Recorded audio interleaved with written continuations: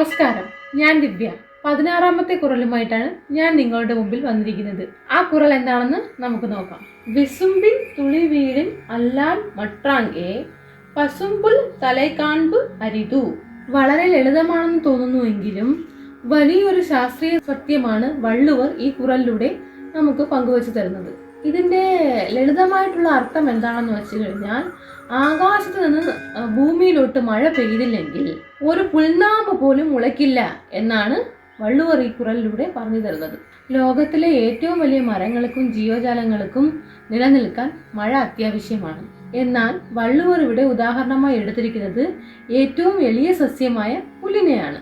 ഒരു ചെറിയ പുൽനാമ്പ് മുളയ്ക്കണമെങ്കിൽ പോലും ആകാശത്തു നിന്നുള്ള മഴത്തുള്ളി അനിവാര്യമാണ്.